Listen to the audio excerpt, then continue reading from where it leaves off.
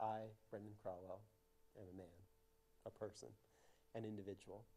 Welcome to Scientific Station. I'm Brendan Crowell. And I'm Brittany Morgan.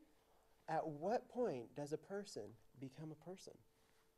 I think from the moment they're conceived that's when they're a person to me. And what factors determine that they become a person at that point?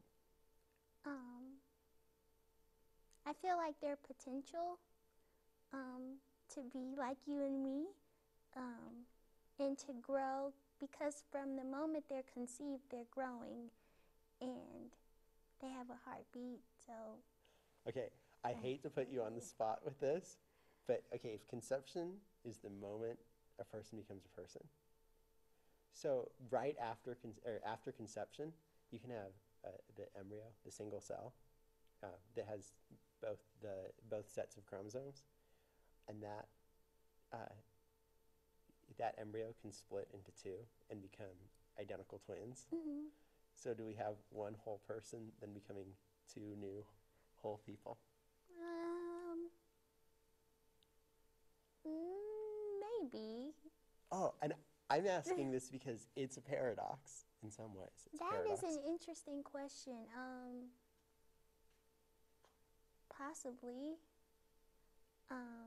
Yeah, I guess they're emerging into two different people, but they're the same. They're identical, but they're still two different people. So we have the initial embryo that was the person, and then we have the two identical twins that are also people. What happened to that person? Oh, you're getting too in depth. I love wondering about that. I can see that. So, my real question is when does personhood begin? Okay.